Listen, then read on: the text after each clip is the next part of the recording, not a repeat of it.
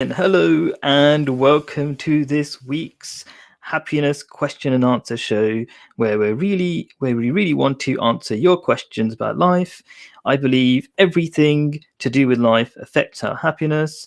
That includes, for example, the environment, finding purpose, and even God.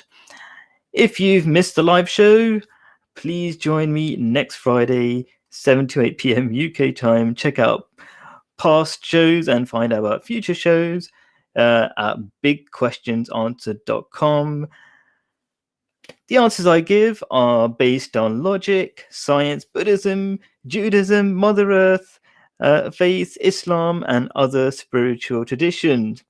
I was supposed to have Imam Ibrahim. He hasn't arrived for whatever reason. Maybe he'll join us somewhere in the middle. But let's just get on with the questions. Oh, no, you didn't start the timer, my 8-year-old timer, my 8-year-old assistant. Please, can you click the timer anyway? And click in the middle of the screen. Just click. There we go. So, and maybe I will spend more than 5 minutes on this question. So I'll do 1.5 minutes plus the whatever. So what does Islam say about the Palestinians should do to get out of their difficult situation? We know what you're talking about, right? We're talking about here this difficult situation they've been in since 1948, not just the last few weeks since it's been in the news again. And so what I'm going to say is going to be really different to what you hear on the news or either side of the debate. And the only reason really why I do these shows is because if somebody else was saying what I was saying, I wouldn't bother even doing the show. So here we go. You should know that there are Palestinians who live in Israel that have the vote, that have freedom, that live peacefully in with their Jewish and Christian and whatever neighbors. They don't get talked about as part of the debate at all. And they are well known by the Jews. So who are these people? Some of them are at the Ahmadiyya Muslim community. They most famously have good relationships with the Israelis. And I think that's a very important part of the conversation. Why is that not included? And so what can these Palestinians do? What's going wrong? What can we do to save their lives? So some people, what I'm going to suggest very quickly is that maybe they should be part of the Israeli state, or maybe they should move houses. Now, you move houses to another state if Israel doesn't accept them into part of the Israeli state, which I doubt very much. I think they would quite happily agree to that. Yeah. Now, some people, I think, imagine a lot of people will say, wouldn't that mean the Palestinians lose? That is the attitude you would have if you thought this was a computer game and not real lives. So if it was me, I would absolutely happily save my life and family's lives by giving up my house if I had to. Like, if that was necessary. I don't think that's even necessary. And so what else is going wrong? So I'm going to talk about lots of things that probably unpopular, but would really solve huge problems. We're talking about saving lives here, so it's not some sort of game where your feelings are too important for you to change your mind about it. Why is it? So if it was me, I would never be throwing stones at people, right? Why would you throw stones at people? That's the IDF, the Israeli Defense Force, people with guns. Now, you might say this is their only hope. They've just given up and whatever, right? I don't think that's the best way forward, considering that there are people who do have good relationships with the Israeli government. Let me back up a little bit, right? I absolutely don't agree with anything the Israeli government are doing in terms of the mass killings and all this kind of stuff, right? Blowing up buildings, is completely disproportionate. That's completely wrong.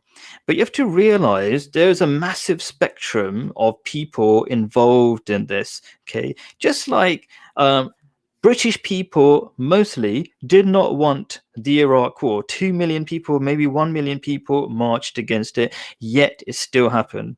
Okay, does that mean British people want it? No, there was an elite that controlled things. Okay, it doesn't mean we're powerless. I want to say that as well. We have to think that we have to realize that we are responsible for putting bad governments in. Okay, but what I'm saying is, in the case of the Israeli situation, there are people who are the elite who control things, and there are a lot of people who are against it or pressured to be part of this whole thing, or how can you describe it? Brainwashed to believe that they are in the right. Okay, we're all brainwashed to some extent, so we need to sympathize and to make the world move forward. This is why I do these shows all the time, talking with people who disagree with me, having, at least willing to listen to people and having the love to communicate with people, because that's the only way we're going to move forwards. And so I'll give you an example. That I watched a video where some kids who raised up in Zionist, I don't like to say Jewish school because I think Judaism is great, okay, but Zionism is a whole different ball game, okay, and that's basically what's taught in a lot of these Jewish schools, right? These little kids are told that these Palestinians, these Arabs are the scum of the earth, and we've got to avoid them, we've got to fight them, they are like animals, they can be disregarded, their feelings don't matter, okay? And when they see people throwing stones at them, okay, that's all what they might see, or they might get pushed or treated badly legitimately because of the overall situation, but they are just kids and that's what they see, right? If on the other hand the Palestinians either left or never fought back, which is a strategy that is being used by the Ahmadiyya Muslim community and very effectively in many places, okay, then there would be no scope for these kids to learn bad things about Palestinians, and they'd at least get a chance to think harder. Anyway, you might completely disagree with me. Tell me what you think. But I think I'd love to hear an alternative to what I'm saying. Anyway, so yeah, that's the first question. Let's go for another question. Captioned. Yep. I'm just telling my daughter. No, you have to go in order. We're doing it in order from top to bottom. Yep, there we go. All right. Okay. So we have a whole bunch of interesting questions today. How do we deal with anxiety that comes with starting a big task? Okay, so these questions, I like to focus on the things that really affect our lives. Okay, and this is a massive problem, especially in the West, where we suffer from anxiety for so many different reasons. And there are a couple of different angles. I'm going to talk about the sort of practical way of dealing with anxiety related to difficult tasks. And so Islam teaches, for example, that when you come to a big task, concentrate on just the task that's immediately ahead of you. So there's a saying of Prophet Muhammad, peace be upon him, that says concentrate duly on the task, or duly as in carefully, with all your attention on that one task in front of you, and then everything else will fall into place. Because when you start working on a problem, okay, then you start understanding the problem in more detail, and then you start realizing, okay, that's another mini problem that I have to deal with, and that's my next stage. And there are many benefits of doing things this way.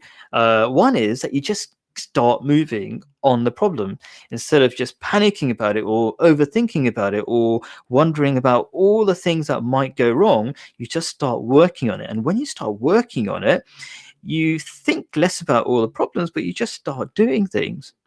So that's one side of it. But a very important reason why there is so much anxiety nowadays is a lack of realization of the ultimate truth, which is there is a God. Okay, that is really important, because if you don't realize there's a God, and that God is the sustainer of our planet, and that's the most reasonable thing to believe. Okay, the way the crops around the planet are watered just enough, the distance we are from the earth, the amazing balance within our bodies and outside in the world. There are so many things that make it necessary to realize that there is a God that is sustaining our pathetically weak little bodies on this planet. Okay, once you realize that, then you realize that you're not the one who is getting things done. You're just playing your part in this whole ecosystem. So, for example, why do you have a job? Because there's enough water, there are enough crops and food and whatever for people to get fed, and then people sell that, and there's an economy that is created based on our living earth. Okay, if that wasn't so, there would be no economy. People wouldn't do anything. Yeah, nothing would get done. You would not have a job. You are just a part of that chain. When you realize that reality, then you realize things are not all dependent on you. That's where massive amounts of anxiety comes from in the West, where we don't really believe in God. We've kind of gone to this sort of agnostic, atheistic way of looking at the world, which is guaranteed to make you miserable and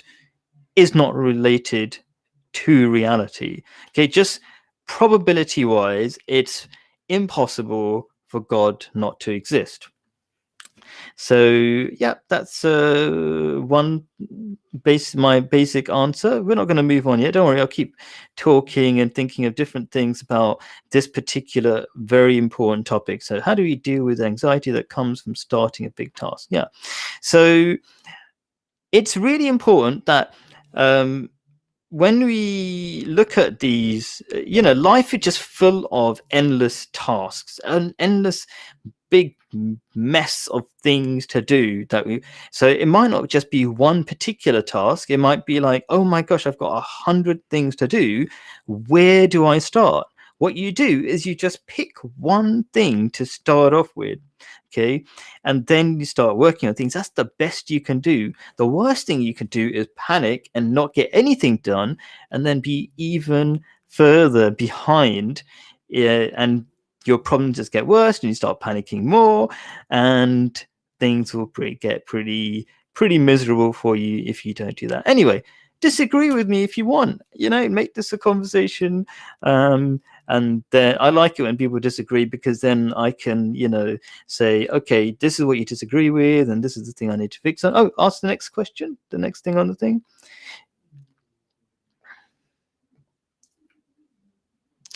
Okay, does faith have to fit in with science as most people know it? Oh my gosh, my mate, don't put him on yet, let him get ready. Okay, my friend Imam Noonan is on the way. So he's just getting his camera set up. But anyway, let's just get on with my answer. So does faith have to fit in with science? Absolutely it does, because we have been given a logical brain. Now, where has this question come from? I was talking to a Christian friend who believes that, the universe was made in 6 days, and Earth was made pretty early on in those stages. When I say 6 days, 6 24-hour stages. And that's just nothing to do with the reality we know. Okay, by believing such a thing, I almost don't feel like I need to explain that the universe was not created in 6 days. So very briefly, you're talking about, arguing with the likes of Einstein, Hubble. These are people who got Nobel Prize winners, Nobel Prizes for developing how long, finding out how old the universe is. So I think, Ibrahim, can you hear me, by the way? Yes, can you hear me? Ooh. Oh, and you put him on my 8-year-old. Yes, I can. So my 8-year-old controller put you on. My daughter's in charge here, so I didn't realize. You're looking great. Don't worry. Actually, you're looking No, no, terrible. Oh my no. gosh, what's happened to your hair? Just joking. That's what that's what I'm worried Is about. that why you were late? I No, see. no, I no. understand. No, no, no. I'm not used to these modern technologies. This is the problem. Oh, Yes. okay, fine. Yeah, okay. I mean, this is the thing. Like, I've always been saying you're old, but you've been denying it. So, what can I say? You just, Okay, don't worry. We're not going to do this banter. Let me finish the answer. And then, Ibrahim, Imam Ibrahim, can you see the question on the bottom somewhere there? Does faith have to fit in with science? I can see some of it, not all of it. Yeah. Yeah. Oh My my phone gosh, is. you need your glasses. Okay, No, I'll no, read it. no, no, no, no. It's not the glasses. There's something blocking it. It says private chat. I don't know. Uh, okay, I'll read it to you anyway. Yeah, you probably Yeah. understand it. Anyway, so I'm just going to do 2 minutes more of an answer. You can see there's a timer there, and then you'll get your 5 minutes. So anyway, it's completely necessary that we don't have to be Einsteins to figure out if religion comes up with the truth or is the truth. And thankfully, we've got Islam, which is completely and amazingly in line with science. So unlike what I would describe as modern day Christianity, because I believe in original Christianity, right? And we can talk about what that means, even. But Islam even talks about the black hole. It talks about that, you know, it's an expanding universe that is going to be wrapped up again. It's got so much detail about science, and there is not one thing that does not fit with modern science. In fact, at one point, it was, well, a lot of the time it's ahead of science, but at one point, Einstein said the universe is not expanding. And guess what? Islam said it was. And then he corrected himself, after a couple of years. So the point is that this is a really important question for so many reasons, because so many people are put off from spirituality because it comes up with all these strange ideas that have nothing to do with the science or the world we know. And so it's really important to realize that there is that truth. And so how can I very quickly believe in Christianity while it says those kind of things and it contradicts science? Because I don't believe that is original Christianity.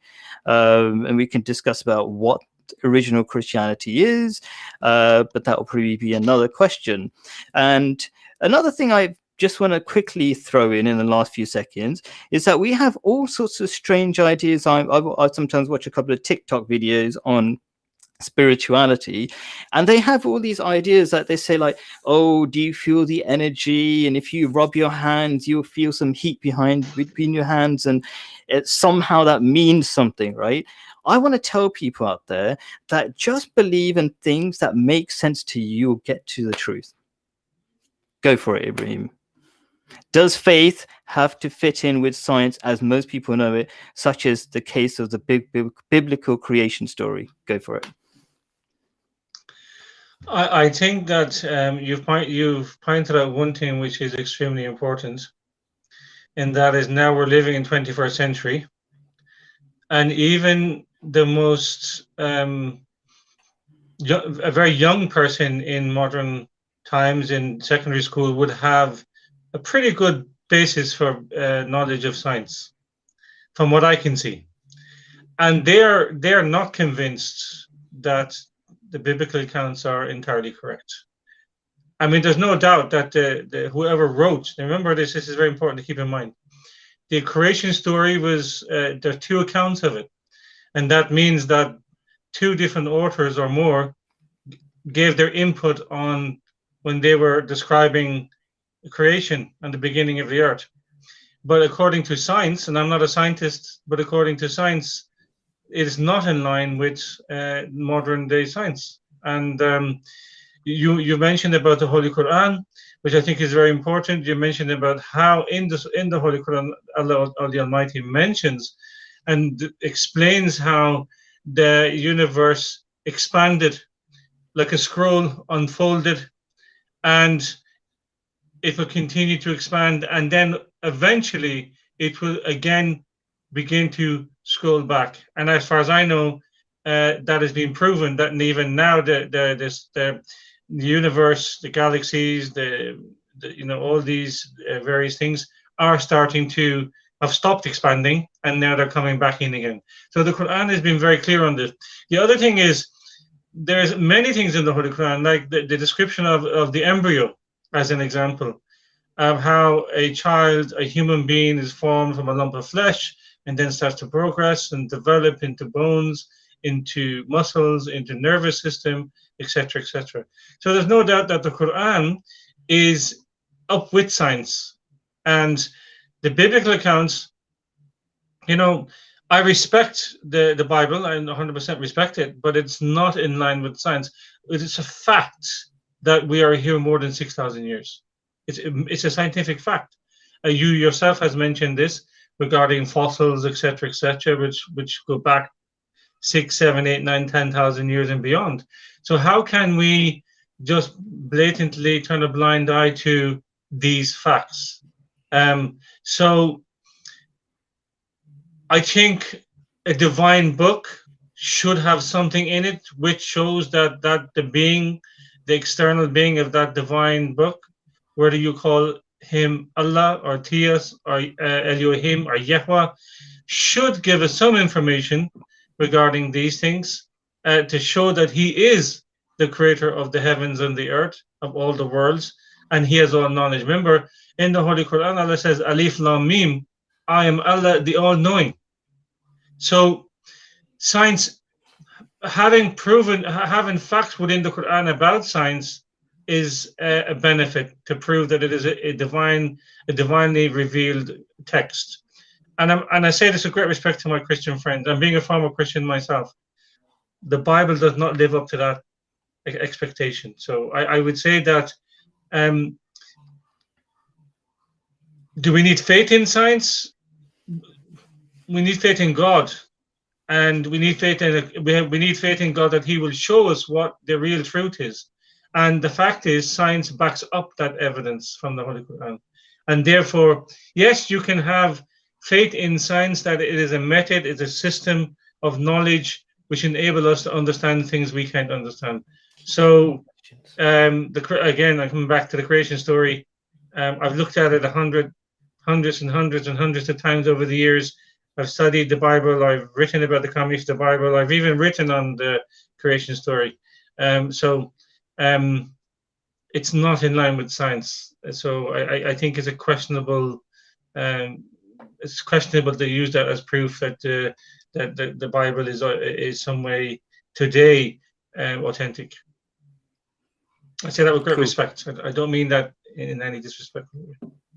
You don't have to use the whole amount of time if you're running out of stuff to say. There's only how many ways can you say that science is reality?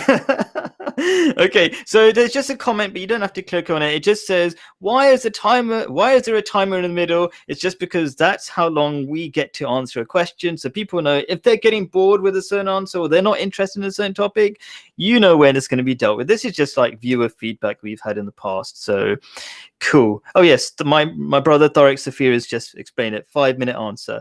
Okay, let's get on to the next question, please. I'm telling my 8-year-old daughter to sort this out. Yeah, cool. Yeah, there we go. So I'm going to do the first 5 minutes here. How should we deal with rising racism in Europe? So these are, by the way, all sorts of questions I've got from different viewers in the past, but they weren't necessarily available for the show. So that's a massive problem. And my spiritual teacher, the Khalifa, was not so recently, a couple of months ago maybe, asked this question. And he said something really interesting that you don't normally hear, and it's not part of the debate, which is that the people who are immigrants need to realize that they need to show their good behavior so that people don't feel bad that they've arrived. They need to show that high standard. And it is right that we get, immigrants get all sorts of, benefits from being part of the country, and they shouldn't misuse it. And they should just show that they are an asset to the society. How many people are going to complain if you are actually doing something positive for society? Like if you and it is often true. Like, how many of the doctors in London are of, Asian background and things like that. So that's good. If you're doing something positive, keep that up. And you'll find, especially in London, there's a lot less racism because there's so many positive things that people, or of immigrant background, do as part of society and make it better. So if we can do that, this is the cool my show. my my iPod, sorry. Okay. I really prefer my laptop. Oh, okay, yeah. Okay, don't worry. Just people actually like how weird my show is sometimes. How it's not like, I don't know, Sky or something, where it's all too No, I think perfect. it just shows we're normal and we're human beings. Yeah, that's right. Okay, how do I get I'm back gonna on have the to talk page? to you about this afterwards. Yeah. Yes, I might have to hold Just this. joking. Anyway, so yeah, so we just need to set the highest standards possible. Yes, there is a lot of misunderstanding, and a lot of hatred as well, right, between different groups. And what is not moving forwards is how we're not moving forwards is by being enemies of each other. So what we have at the moment is, any sort of issue people are polarized on, instead of saying, you know what, I understand where you're coming from, just sit down together. And that's what religion has always taught, like love for everybody. So earlier on, I was talking about the Palestinian situation, where Ibrahim will probably come back to that, because people really wanted to hear about what you think. So we'll come back to that later on. But in terms of like, about just about every single situation, people just are fighting each other, and they're never going to make progress if they don't listen to each other and see the other person's perspective a little bit. Because only when you have love for each other, that, or like, if you can talk to somebody and get a connection with them, only then are they going to start listening to you. So for example, I was talking about the Palestinian situation.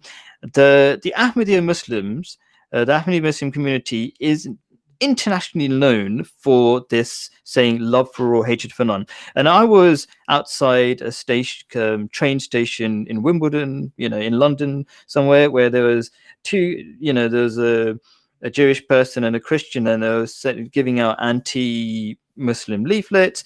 And then I was just talking to them very nicely, and I mentioned to the Jew, love for all, hatred for none. He said, "Oh, are you Ahmadi Muslims? Oh, you guys are great." And then we started getting a connection, because we're known in Israel for being the first to come to synagogue when it was attacked, and having good relationships with the president, etc., etc. And so people get that and then start listening to you, and then it diffuses so many problems. I know the Palestinian situation is really bad, and I think it's good that maybe Ibrahim was a bit late, so then we can have a second go at that topic, because I said some stuff, but I think maybe it needs a bit more time. Anyway, we've got loads of have we got questions coming up? Can Ibrahim explain the significance of zero? Okay, cool. So we do in a minute. We'll come. We've got some questions coming up, but we'll just deal with this question about racism. So we've got to start connecting. We've got to start understanding each other. Right now in the West, we've got next to no communication in between neighbors. So we've got to start working on it like that. Ibrahim, go for it. Same question. How should we deal with rising racism in Europe? Well, I think you've said a lot of things I would have said. Being someone who's Irish, being someone who moved to London to study in the late 80s, early 90s, but actually it was the late 80s.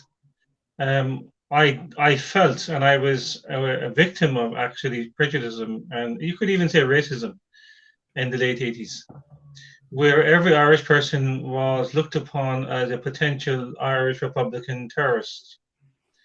I've been told to get out. When I was living in England, I was told to get out of the United Kingdom. I had no right being there. I'm a terrorist, etc., etc. All these things existed there. So Irish people also felt the brunt of discrimination in the United Kingdom for many, many years. Becoming a Muslim for me was even added to that, because not only was I Irish and a traitor to my own country and race, now I had become a traitor to my European position of being a Muslim. So the one thing you've said, which I really liked, and that was United Kingdom have a lot of experience of different nationalities and races and creeds and religions, etc., etc. This is one of the things I loved about London when I came to London, because when I was leaving for London, when I was leaving for the UK, my mother was really worried about this because actually at that time England was known as the Great Satan, by the way, by the Irish, okay, because of the Roman Catholicism. And so everyone had this fear that I would be, something would happen to me. But actually, I found with the small bit of discrimination, which I mentioned, I found England to be amazingly diverse. And I met amazing people who were African, Jamaican, Chinese, every nationality. And even the English people were absolutely amazing. So the one thing was getting to know each other. For example, I'll give you a prime example of this. There was a young girl where I was working as a part-time when I was studying. She was from Northern Ireland, and she wouldn't speak to me. She wouldn't look at me. She wouldn't give me any form of human contact, simply because I was a Roman Catholic, and because she was told all Roman Catholics hate Protestants. So on St. Patrick's Day, I approached her and I said to her, "Look, you're Irish as well. You're from Northern Ireland." And she suddenly started communicating with me. And suddenly then after a few weeks, she realized, oh my God, you are human. This is the point.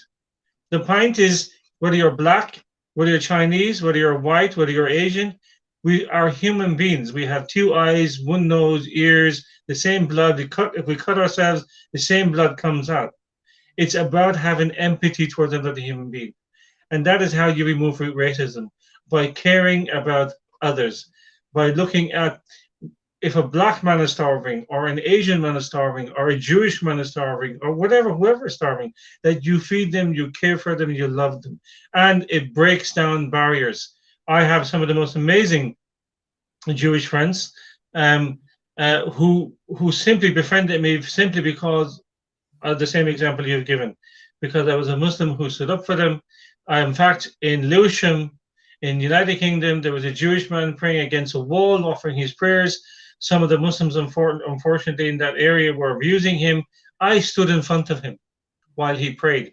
And the reason I stood in front of him is because in the Holy Quran, Allah has told us to protect the churches and the mosques and the synagogues, etc. So I physically done it. And that Jewish man to this day is a friend of mine. So it's not about preaching to them. It's about having love and empathy towards them. That's how I see you remove racism. I mean, there's many other examples I can give you, Khalid, but this is one of them. Once when I went back to Ireland to visit in 1998, I saw a black Nigerian family in the corner in McDonald's. Ireland at that time was predominantly white Irish. They were fearful of everyone around them. So I sat beside them and I had a burger with them. And I asked them, how are they getting on? And they were gobsmacked that a white man was talking to them. This is how you remove racism. Talk to each other. You'll probably find out that you like each other. Cool. All right, cool. So we're going to do one of the questions from the comment, and then we'll get to, we really wanted to cover some other questions that some mutual friends of ours wanted to cover as well. So let's put Tariq Safir's question. I will read it out because we've already got a comment saying that it's really tiny, the writing. Maybe if you have a bigger screen, or it's the intention is that you have a bigger screen. But anyway, let's go for it. Can Ibrahim, and I will explain as well later, but Ibrahim can go first, can explain the significance of every surah, that means chapter of the Quran, starting with the words Bismillah? Go for it. It's very simple. The Holy Quran is a divine book. It's not a book written by men. It's not like the four. I mean, with full respect to the Christian faith, to Buddhism, Hinduism, etc. Right? It's not like the four Gospels where they have names attached to them. Every surah in the Quran starts with Bismillahir Rahmanir Rahim, in the name of Allah, the Gracious, the Most Merciful. So it means that whatever has been revealed, it is being revealed by Almighty Allah subhanahu wa ta'ala, who is the most gracious, who is the most merciful. So what He's revealing to us, what He's given to us, is from His Rahmaniyat, from His Rahimiyat, from His mercy, and from His grace. This is the very summary and simple answer I can give of why we begin everything with Bismillah. And that includes not just everything that you do. Every a devout Muslim will, like, for example, before I switched on the camera, I started with Bismillah Rahman Rahim, in the name of Allah the Gracious and Merciful. When I read a book, when I drive a car, even when I put some clothes on, I say to Almighty Allah, I put these on in your most gracious, most merciful name. Why? To get the benefit of the spiritual benefit of these items, these clothes, writing, speaking, reading, whatever the case may be. This is the reason why we start with Bismillah. Cool. I'll just finish off the last few minutes. Maybe there isn't too much to say about it. So the Quran is not your usual textbook. It works with your psychology. So, and God is the master of your psychology. God is the one who created you and knows that when you need to hear something again and again, God will do that. So God is just reminding you. So Bismillah, I'll explain what it means again. It means in the name of God, that God being Allah is giving you a name of God, literally. So you feel that God is personal to you. That's one thing about it. And He's the only one God. And He is the Rahman, which means He is translated as the gracious, but there's nothing near the real meaning of that word. It's the one, God is the one who gives you everything, even without you asking. He gives you rain, He gives you air, and the things that you completely take for granted. So He's that. And then on top of that, God is the one who encourages you to do more. And every time you do more, this is the second part, Rahim, he encourages you and rewards you. And these are the basic elements of who God is, and God just keeps reminding you that everything that God does is based on these qualities of God. So that's why the Quran starts with this as well. So why is it that God is giving you the Quran? Is so that you benefit, you learn, you grow as a human being, your soul develops. So the whole message of every single chapter, and apparently there's one chapter that doesn't exactly begin with Bismillah. That's probably because people argue that there's actually two chapters that are connected. So that's basically every chapter begins with Bismillah.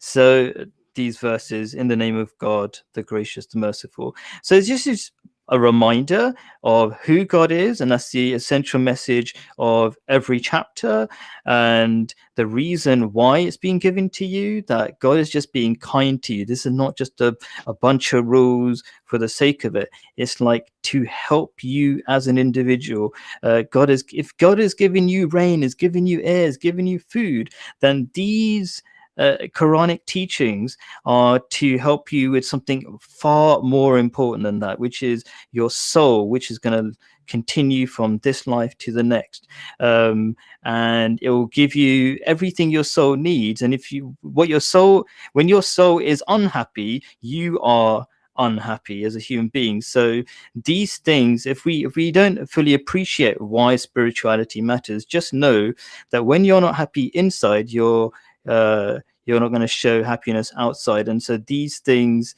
this basic teaching is crucial. Okay, so I want to Sanders, can you go to the captions? We want to pick up a question that I promised to answer. Can you click that one? In which way is the Quran allegedly better? Do you want to go for it first, or should I read it out? Can you read it? In which way is the Quran allegedly better or similar than the unique good news or of the Injil? Does that make sense to you, Ibrahim? Yes. I don't like using the word better, but it's a proper question. First of all, the Holy Quran is simply, as we already alluded to, it is a divinely revealed book, which was sent for the betterment of humanity, of humankind. Within it, within its pages, within its revelation, it enlightens human beings about their purpose in life and their purpose in creation. The Injil, this is an area of discussion in itself, as you know. The Injil, which is mentioned in the Quran, is not the Injil of the four Gospels. I mean, this is a debated area. It's heavily debated with Christians. The Injil is definitely something which Almighty Allah subhanahu wa ta'ala spoke with, informed Hazrat Jesus about spiritual matters. The Injil simply means good news. So is it better? The Quran is, I suppose the way I would put it, the Quran comes to clarify many of the things which were uncertain from the past. For example, you mentioned earlier on original Christianity. That's a very interesting term. So it clarifies many things about the truth of Jesus, about the truth of his message, about the truth of his mission, for example. And the Injil, anyone who just reads the words of Jesus will find that the many things he has said are very much in line with what the Quran teaches, and therefore it proves that he's, just like every other prophet, came with a message which is a continuous message, and the Quran came to collect all of that and bring it to the forefront in a new revelation as well. So is it better? I would say yes, it is better, only in that it is now talking to mankind who has reached its peak and maturity mentally and physically, and psychology wise as well. So I think that it is, I don't like using the word better, but it is certainly more advanced in every way than the Injil was, including the Torah. I'll give you a very simple example of this. In the Torah, in the book of Deuteronomy, and the book of Leviticus, and in fact, in the Bhagavad Gita and other books which I've studied as well, you will find there are teachings in the Quran which are more just and fair than you will find in, for example, the Torah, the Bible, for example. For example, a Jewish woman, unless her husband signs a divorce paper, can never be divorced. This is, even today, this is a fact. Okay? And this is written in the law in Judaism, whereas the Quran has given the right to a woman that if you simply are not happy with your life, with your husband, you can divorce him, and you don't need the permission of anyone. You simply just start the process of divorce, which is absolute justice. Whereas in the Torah, including Jesus himself, did not fully, what's the word I want to use, did not fully give permission for a woman to be divorced by her own permission. He simply explained that she must attain the certificate of divorce by her husband according to the laws of Moses. So when we say better, I would say the Quran came with a more just, rational, logical explanation and teaching for humanity. Cool. I sometimes think you should be coming after me because I'm going to say some stuff that you might want to explain. But anyway, here we go. I'm going to say that next to nobody practices the Gospels, as you say, right? Let me explain that. So we've got the example of Jesus who fasted during Lent, 40 days. The last time I spoke to a Christian in real life, not on chat or whatever, I asked her, and her father is in a high position in the Nigerian church and things like that. I said, do you ever fast during Lent? And she said, what? Like, why would I do that? Like, yeah, we give up meat, but why would I do that? And a lot of people just think, give up chocolate. That's why you have Easter eggs at the end, right? Okay, so practically next to nobody, from my experience, follows the Gospels. Okay, let me give you another example. Jesus said, if somebody smacks you on one cheek, offer the other side. How many people do you know that would actually practice this? This is not me dismissing completely the teachings. Okay, so I think that Jesus said those things, Jesus, peace be upon him, said those things in a context where people were very harsh and they understood it in that particular situation, right? But even then, how many people actually practice this? So let me give you what we have on the other hand. So in Islam, how many people actually fast during Ramadan? 1 billion. That's quite a big difference to something pretty much like 0 people fasting during Lent. I don't know how many people really do, but it's like almost not known or even expected. And the basic reason why I say people don't really follow the Gospels is something that happened slightly outside the Gospels, which is the teachings of St. Paul. And he basically said that, these rules, the law, the Jewish law, you don't have to do that. That's just something of the past. And as soon as you say that thing, everything goes out the window. If you think it's just enough to believe that Jesus is God, and then you'll be, the Holy Spirit will come into you and you'll know what to do at the right time. And all of these laws, they're just kind of age-old traditions, things of the past. You're not really going to practice it. Okay, how many people don't eat pork? So in the Bible, a lot of people, very few people, or a lot of Christians don't know that you're not supposed to eat pork.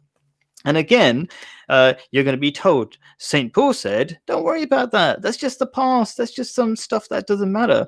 But actually, these things really do matter if your health matters, for example. Fasting is an amazing thing for our body. We're finding out more and more by all these YouTube videos talking about how fasting, gets rid of all these dead cells in your body and gets rid of, works against cancer, obesity, so many of the biggest problems we're suffering from. Fasting deals with it. Eating pork is really bad for you because when a pig eats its food, its digestive system is far too rapid to get rid of all the toxins. So you're eating all the bad toxins in its flesh, right? So there's so many good reasons so many good reasons to follow the Jewish law, but practically, I don't think Christians even follow the Gospels. So I would say it's the Quran is so much better because you just get to practice it. It makes sense. You can follow it, and it's followed in real life. Those are my thoughts on it. Do you want to spend a minute or two if you want to correct me or something? You got a bit of time? No. I think you're right.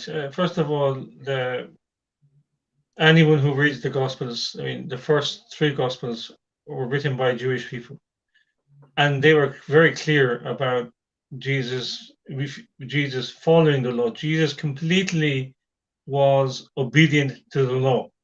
Even so, when he cleansed the leper, he told the leper, now go from here and go and practice the ritual of the law of Moses, or purification, and give alms. Many things like this. I can quote many places in where Jesus has said about following the law. So he himself practiced that law. He took ablution. He also ate kosher food with halal haram, as we call it, halal food. Everything that he did was based upon the law. So he insisted upon the law. That's why he said, I've not come to abolish it, but to fulfill it. So he was Jewish. People forget this. Jesus was a first century Palestinian Jew. That's it. And that's not being insulting to him. That's who he was. Regarding Paul was a very highly educated rabbi. He trained in the best academic institutions of his time. And he also studied the best institutions of philosophy, Greek philosophy, by the way. Many people don't know this. So he took a lot of Greek philosophical concepts and implemented them in his teaching. And that's why you have all this very casual liberal concepts regarding the law in a lot of the Pauline teaching. Cool. Alrighty. So yeah, let's ask that next question. Why do God? I'll go first. Why does good things happen to bad people, even though they don't believe in God or anything. And sometimes bad things happen to good people. Alrighty, great question. This is such a common question. And the answer is that sometimes we don't realize how miserable people are. Okay, so just give you an example. I teach in a lot of different places, school teacher, and the most expensive place I've taught had the most miserable people. Okay, and it's because what happens is when you have loads of money, you start believing you don't need God and you can do anything you want and it doesn't matter. You, as long as you've got money, that's all that matters. Okay, and there is a strong correlation between not believing in God and being miserable. So you might see on the surface people look like they're really happy, but more and more, why is it that these people who have got so much money, after a while, like look at the celebrities, like why do they keep going to rehab? Like what's going on? If they're so rich and their lives are so fantastic, then what's going on?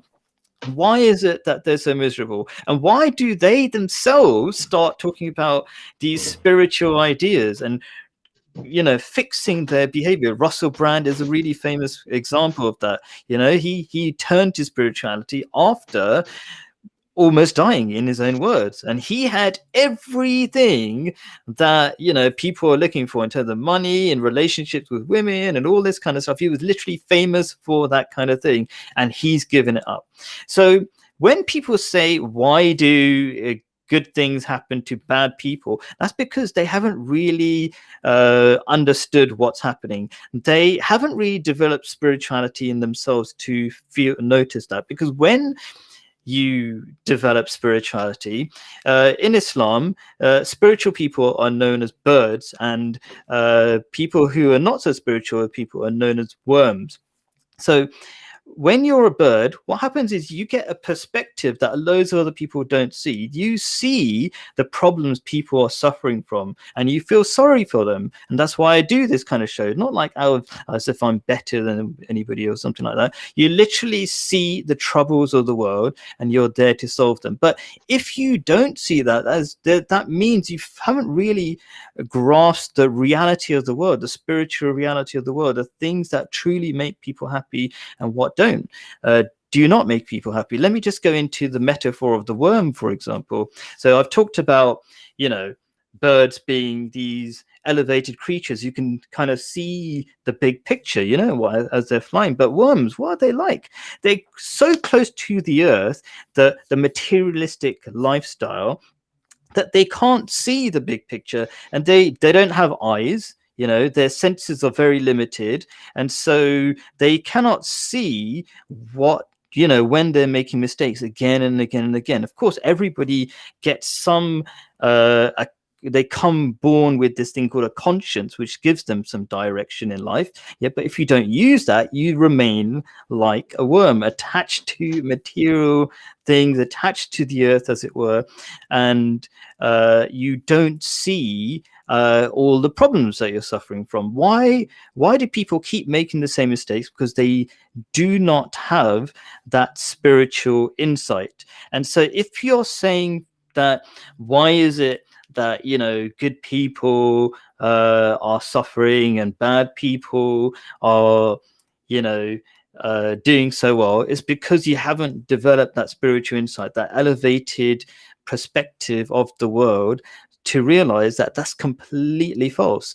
You can have loads of money but be completely miserable. There's so many examples, and one of the ones that come to my mind, I'll give you a couple. There's the family that made Tetra Pak, which sounds really boring. They make the cartons. They got the patent for it. They're incredibly rich, and people in that family just like killing themselves because of drug overdoses and things like that.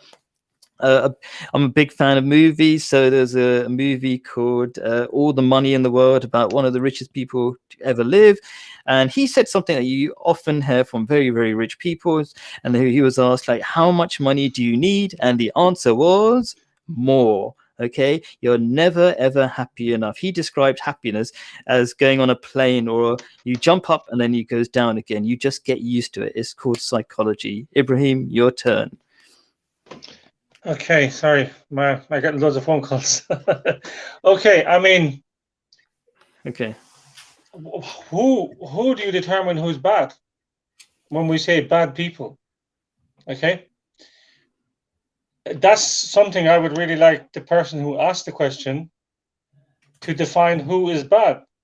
If they mean that they see people in life who are rude, arrogant, conceited because they have wealth, because they have materialistic things, because they got the best cars and phones and houses, etc., and they don't pay any attention towards spirituality, or they don't pay any attention towards God Almighty, and yet they're living such a great life, and they're looked upon maybe as a bad person. Or if they're talking about people who are criminals, organized criminality, people who are involved in, the hardcore criminal activities, and they're living in the height of wealth, the best of cars, the best of everything. There's something which you touched upon, which is the root answer to this, and that is that those two types of people which I've just described, okay, also have an inner consciousness, which they know when they're doing something wrong. No human being is free from this. Every human being has a inner feeling when they know that they're about to say something wrong, do something wrong. They know. I'm sorry to say this. I mean, when I was a student for many years and I was a bouncer at a nightclub, many nightclubs, and some of the best nightclubs in London, by the way, I've came across some of these bad people, and many of them admitted to me that they know what they're doing is wrong. Okay, they know that they're about to engage in illegal activity or engage in an immoral activity. The conscience informs them of that, but they choose to live that life. Okay, now again, who's a good person? Okay, you can get many wealthy people who are very good and at peace in their life. But the reason they're at peace in their life because their inner conscious allows them to be wealthy, as an example. But maybe they give millions to charity. Maybe they go around helping other people. People don't see what they do with their wealth. So those who don't believe in God, well, they're unfortunate in that they're just walking in.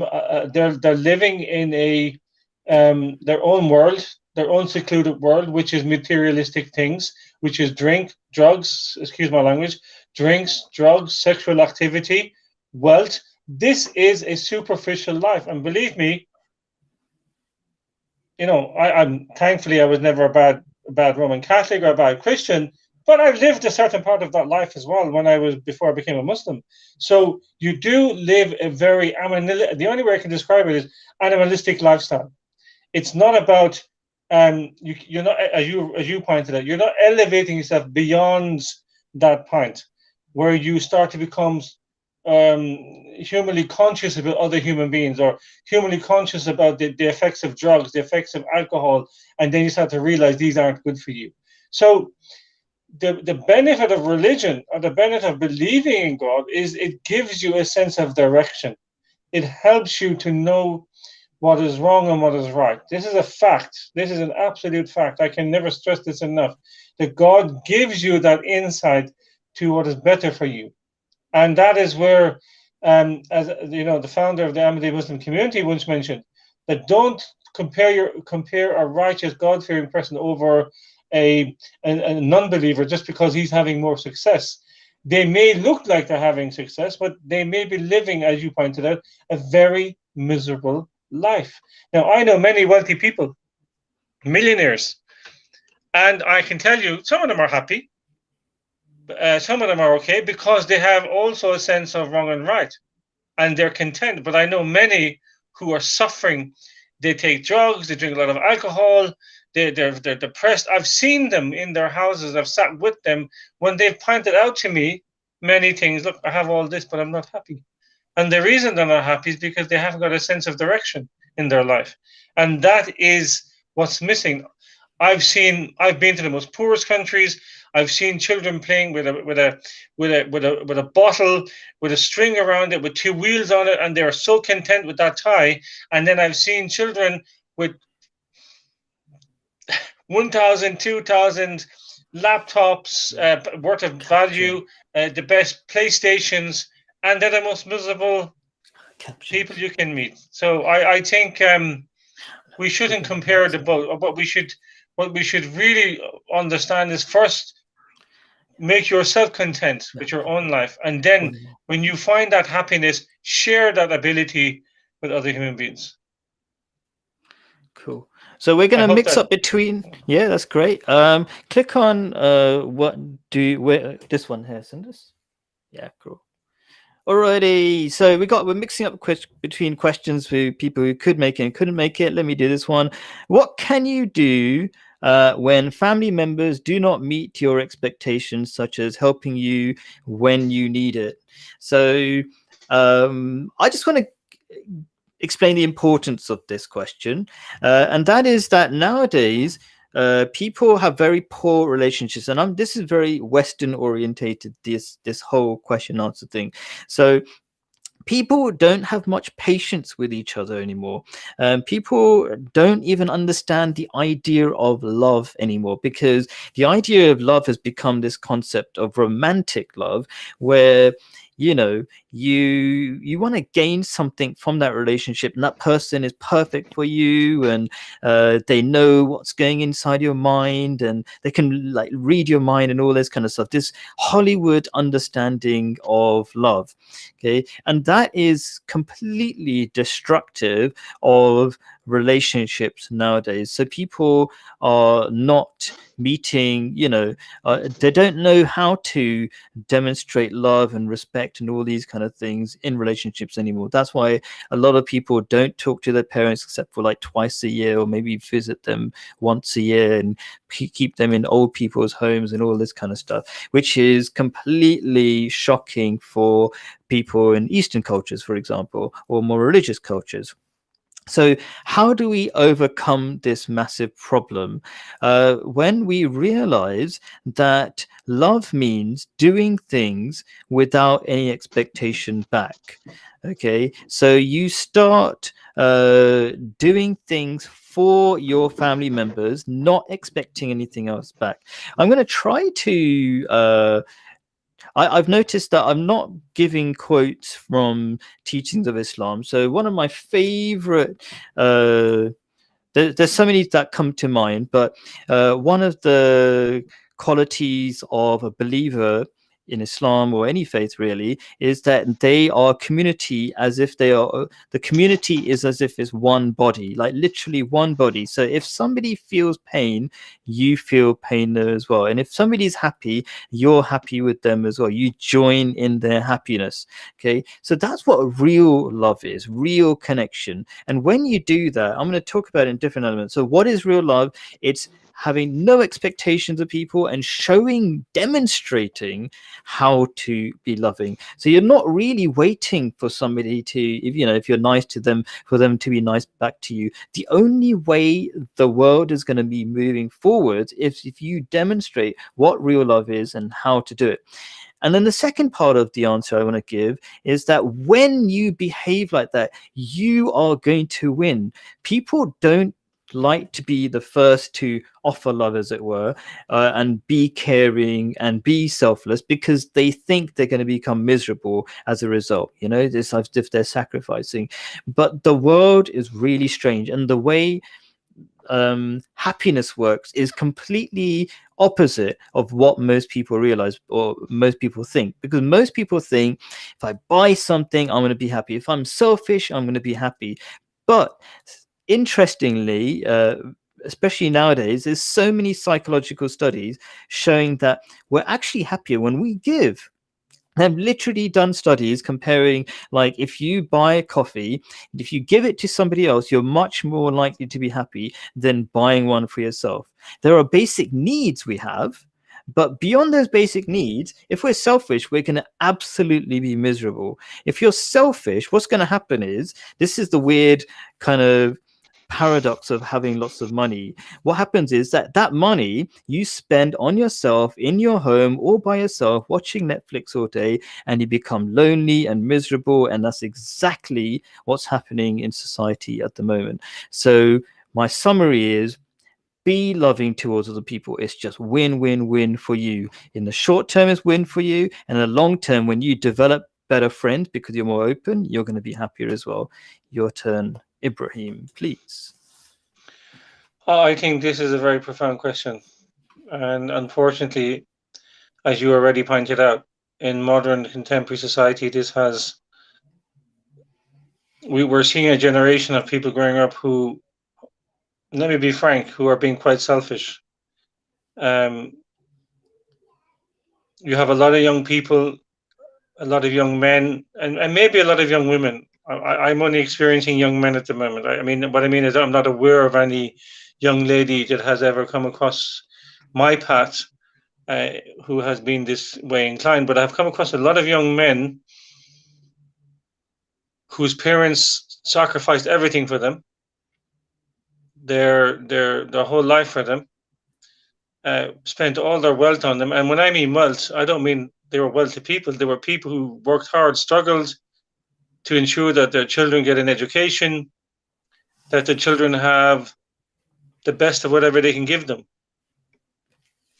And what I've seen is a lot of young men who then go out and get educated, to get their degrees, their masters, their PhDs, whatever they've done, and then they become very successful in their careers, and then suddenly they're earning big money, and suddenly they have forgotten everything that.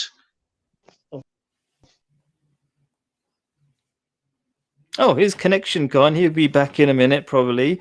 Yeah, I was actually feeling bad that I'm not answering enough of the live questions, and we've actually run out of time. So, you know what? Sinas, can you click on Yusuf Games? He's a regular on the show. You can click on his. Oh no, the last question's just for Ibrahim, really, I suppose. But so, Khalid Ahmed, I once thought about this question. In my opinion, I view it like God tests us the ones he loves. That's absolutely true. I love that answer. Yusuf, hope you're having a great time in Pakistan, by the way. Ibrahim is back. Oh, you can click him in. Modern technology. I love this so much. It's really winding me up right now. All right. I love my laptop. This is my phone. Okay. What I was trying to find out was this. Yeah. Click back on the answer. Yeah. Question. Go on. Go for Ibrahim. Yeah. The way I was brought up by my grandmother and my mother, but mostly my grandmother, I was brought up with morals, with ethics and principles, not necessarily about religion, even though I was brought up religiously. She inculcated in my heart integrity, principles and ethics, which I practice on a daily basis, long before I became a Muslim. Islam enhanced this when the Holy Quran teaches us about respecting the parents, teaches us about having empathy, teaches us about being kind, teaches us about being forgiving. All these things I, of course, enhanced as I became a Muslim. If our children, our young men and young women inculcate these things in their hearts, not necessarily because you have to be religious to have these qualities, by the way, even though religion does teach it, and that's one of the benefits of religion. You will find you will never be unkind to your parents. You will find that you'll always be there for them. You will find that you will sacrifice everything for them. So it's about remembering where you came from, what your background used to be, and trying to reflect upon what your parents done for you and the sacrifices they've made for you. And hopefully they will show kindness back towards their parents. It is a very sad thing, and I do see it, and I do remind a lot of young people when I see them, when I see them not being in very nice to their parents. So I think this is a very sad part of society, and the reality is, if they believed in Quran and they believed in Almighty God, they would have those qualities. Cool. All right. So we've actually gone overtime, probably because I was just having so much fun with my old friend Ibrahim. Not that he's old. He's not that old. It's just that I've known him for a long time. That's what I meant. Anyway, that was a joke, by the way. But anyway, nobody's laughing. Ibrahim, come on, laugh at my jokes at least. Come on. Anyway, we've gone over time. And I want to just thank everybody for participating with all your questions. I want to thank Ibrahim for turning up all the way from Ireland. That's amazing. How did you get here? And stuff like that. I have to go back now. Go back to Ireland. Yeah, that's how the internet is, isn't it? Okay. So, and yes, I want to say a little bit sorry for all those great questions that we didn't answer. Maybe you'll kind of give some answers later on. Somebody asked, like, how did Ibrahim become a Muslim, and why did he become a Muslim? There are a couple of interviews he's done, but maybe we might have Ibrahim back because, you know, maybe, but I don't want to put him under pressure at the moment. So yeah, but thank you very much, Ibrahim, for coming. Assalamu alaikum. Peace be upon you. Everybody have a great week. Do you want to stay online? We'll have a chit chat for a few seconds. Okay. Yeah. All right, you can end the stream.